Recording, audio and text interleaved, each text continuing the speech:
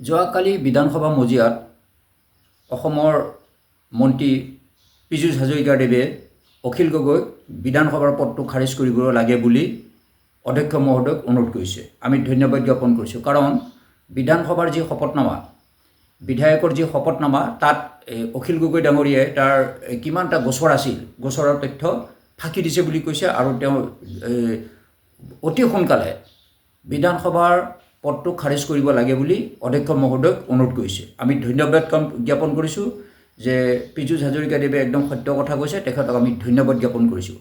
এতিয়া অখিল গগৈৰ ক্ষেত্ৰত আপুনি যেনেকৈ ক'লে, তেনেকৈ মই ভাবোঁ যে বিধানসভাত বিধায়ক হৈ এতিয়া MP হৈ আছে প্ৰমোদ বড়ো ডাঙৰীয়া। তেখেতৰ যি শপতনামা বিধানসভাত দাখিল কৰিছিল, সম্পূৰ্ণ ভুল তথ্য তেখেতে দাখিল কৰিছিল। মোৰ হাতত তথ্য আছে, মই এয়া তেখেতৰ গোটেই তথ্য ৰঙিয়া ডিভিজনৰ পৰা, মই ৰঙিয়া চাৰ্কুলৰ পৰা তথ্য সংগ্ৰহ কৰি আনিছোঁ। তেওঁ শপতনামাত যিবোৰ দাখিল কৰিছিল, মাটিৰ পৰিমাণ, তেওঁ সম্পত্তিৰ পৰিমাণ, তেওঁ বহুত তথ্য লুকুৱাই ৰাখিছিল, যিবোৰ তথ্য মই এতিয়া ৰাইজক গাই দিব ওলাইছোঁ যে আপোনালোকে শুনিব। ৰঙিয়া ৰাজহ চক্ৰ অধীনত চাহানা গাঁৱৰ যিখন এখন গাঁও আছিল, চাহান গাঁও বুলি, তাত 56 নং পট্টাৰ 504 নং দাগৰ 1 কঠা 8 লচম আছে, তেওঁ শপতনামাত দেখুওৱা নাছিলে। 499 নং দাগৰ 13 লচা মাটি, সেইটো শপতনামাত তেওঁ দেখুওৱা নাছিলে। 500 নং দাগৰ 13 লচা মাটি, সেইটোও শপতনামাত দেখুওৱা নাছিলে। 501 নং দাগৰ 13 লচা মাটি, সেইটোও দেখুওৱা নাছিলে। 504 নং দাগৰ 14 লচা মাটি, সেইটো দেখুওৱা নাছিলে।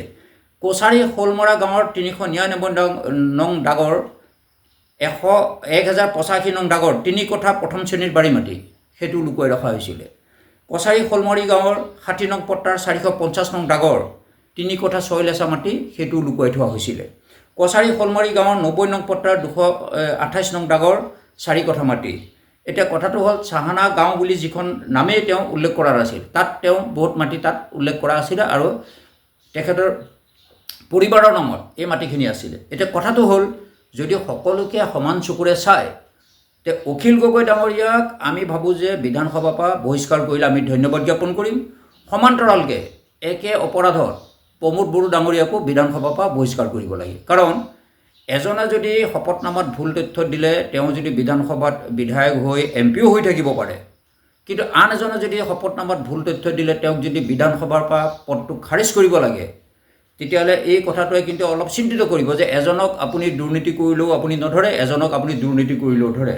গতিকে মই পীযুষ হাজৰিকা ডাঙৰীয়াক অনুৰোধ কৰিছোঁ যে যদি আপোনাক তথ্যখিনি লাগে, আমি আপোনাক তথ্যখিনি যোগান ধৰিম যে প্ৰমোদ বড়ো ডাঙৰীয়াই বিধায়ক হৈ থকাৰ পিছত MP হ'লগৈ, তেওঁ কিমান সম্পত্তি বিধানসভাৰ যি শপতনামা তাত দাখিল কৰা নাছিল। যদি লাগে মই আপোনাক গোটেই তথ্য সহকাৰে দাখিল কৰিম। সমান্তৰালকৈ দুইজনকে বিধানসভাৰ পৰা বহিষ্কাৰ কৰিব লাগে, এজনক কৰিলে নহ'ব। আমি ভাবোঁ যে দুইজনে বিধানসভাত ভুল তথ্য দিছে, গতিকে দুইজনকে একে সময়তে বিধানসভাৰ পৰা বহিষ্কাৰ কৰিবলৈ মই অনুৰোধ জনালোঁ।